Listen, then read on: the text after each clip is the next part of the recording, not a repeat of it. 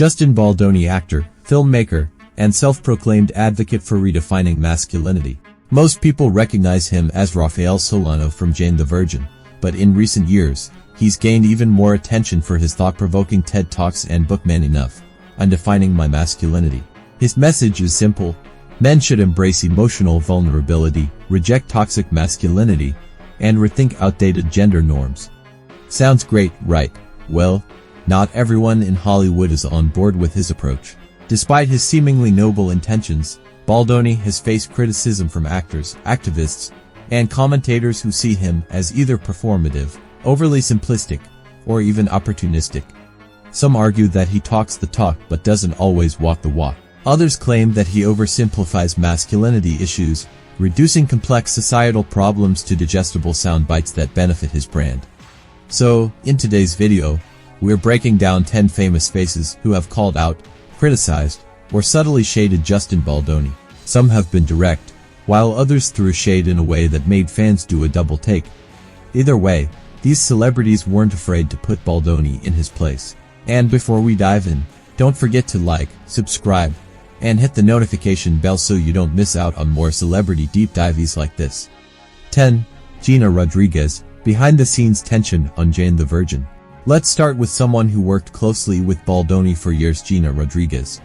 On Jane the Virgin, Baldoni and Rodriguez played an on-screen couple, but rumors swirled that their relationship off-camera wasn't quite as harmonious. Rodriguez has been criticized multiple times for her controversial takes on race and representation in Hollywood. Most famously, she caught backlash in 2018 when she interrupted Yara Shahidi in an interview, shifting the conversation to Latina representation instead of addressing the struggles of black actresses. Fans accused her of dismissing black voices and centering herself in discussions that weren't about her. Now, why does this involve Baldoni? Well, despite his platform about accountability, social justice, and uplifting marginalized voices, he never publicly addressed or distanced himself from Rodriguez's comments. Some fans found this hypocritical. If Baldoni is truly dedicated to progressive conversations, why didn't he ever call out the controversy? Instead, Baldoni maintained a neutral stance, which many saw as a calculated move to avoid backlash. Some fans even speculated that he prioritizes his image over his principles, selectively engaging in social issues that won't put his career at risk. 9. Ben Shapiro, the masculinity clash. Ben Shapiro, the conservative commentator and political analyst, has been one of the loudest critics of Justin Baldoni's perspective on masculinity. Shapiro, who often speaks against modern feminist narratives, took serious issue with Baldoni's TED Talk about men needing to embrace their emotional side. Shapiro mocked Baldoni's stance, arguing that it pushes men toward weakness rather than strength. According to him, masculinity isn't inherently toxic. Men being strong, competitive, and dominant isn't a flaw, it's biology. He said multiple times that efforts to soften men are nothing more than an attempt to strip them of their natural roles as leaders and protectors. Baldoni, on the other hand, stands firm in his belief that traditional masculinity isn't the problem itself, but rather the restrictive ways in which it has been defined. While he never directly debated Shapiro, his social media posts suggest that he believes the conservative perspective is outdated and harmful. The question remains, is Baldoni truly starting a productive conversation, or is he just feeding an audience that already agrees with him? His refusal to engage with critics like Shapiro makes some wonder if he's really interested in debate or just promoting an ideology without opposition. 8. Cole Sprouse, Hollywood's fake deep guys. Cole Sprouse has been in Hollywood long enough to recognize when someone is selling an image rather than their true personality. In a 2022 interview, he made a cryptic statement that had fans buzzing. Some of these Hollywood guys love to talk about emotions and masculinity, but off camera, they're just as self-absorbed as the people they criticize. Now, Sprouse never explicitly named Justin Baldoni, but fans couldn't help but speculate that he was referring to him. Why? Because Baldoni has carefully built a public persona that positions him as a deep thinker and social advocate. However, some have argued that he chooses safe activism, sticking to talking points that are easy to market rather than pushing for real change.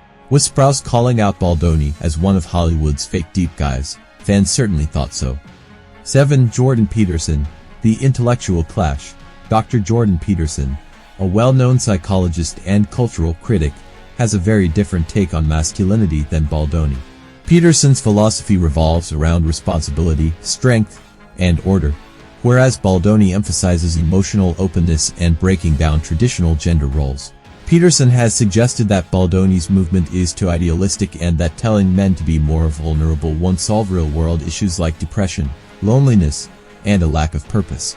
He's pointed out that many young men feel lost not because they suppress their emotions, but because they lack direction, discipline, and strong role models.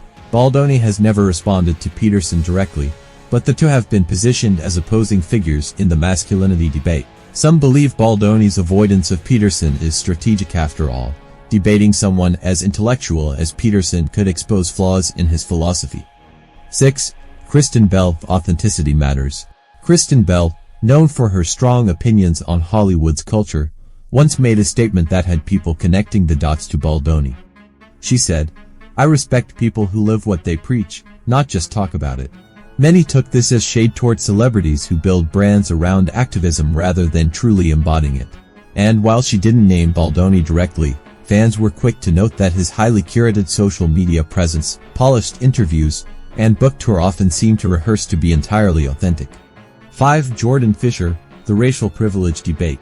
Jordan Fisher, the talented actor and singer, is known for being outspoken about representation in Hollywood and how conversations about masculinity often ignore racial and cultural factors. While he's never directly called out Baldoni, he's made subtle but sharp remarks that many believe were aimed at him.